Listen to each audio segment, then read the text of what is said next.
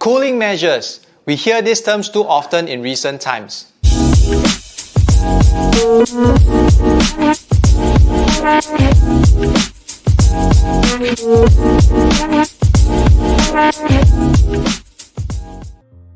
On the 15th December 2021 after 11 p.m, property agents around Singapore received a jaw-dropping message update. The shock isn't in the cooling measures as most of the market saw it coming, but it came at an unexpected timing, giving us agents and our clients no time to react.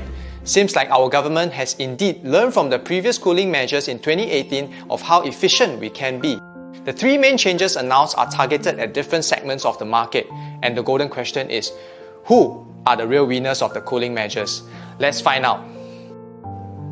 Our real estate market is segmented into the following categories: HDBs, executive condominiums, private condominiums, and lastly landed homes. The first cooling measure saw a reduction of the loan-to-value ratio for HDB loans from 90% to 85%. This only affects people who are planning to take up loans from HDB, as the private bank loans LTV ratio remains at 75%. This is a result of the record public housing prices being set in the year, with HDB resale price index recording a phenomenal double-digit growth. Glad that your clients are considering only private properties? Well, the second cooling measure involves the tightening of the total debt servicing ratio from 60% of monthly income to 55%. This 5% may seem small on the surface, but when you start to work out the calculations, you'll realize that it has a bigger impact than what you may expect. Let us take a look at a scenario whereby the combined household income is $10,000 per month. Lowering the TDSR by 5% will result in this same household having $500 lesser per month for their loan repayment.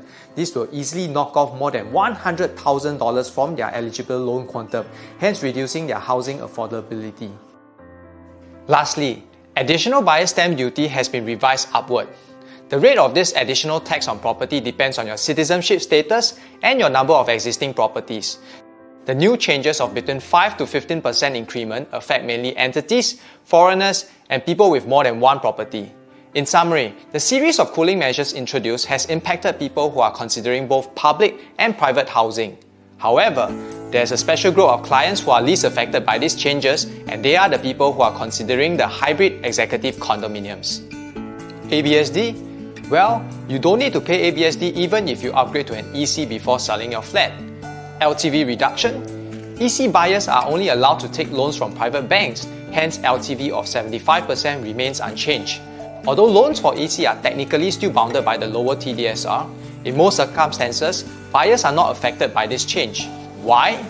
Because EC buyers traditionally have been operating with mortgage servicing ratio, which is kept at 30% of gross monthly income, and MSR has been left untouched in the recent cooling measures. As you can see, EC buyers are probably the only fortunate group of people that are least affected by the recent changes. Do you know why is this so? Stay tuned in our next series to find out more.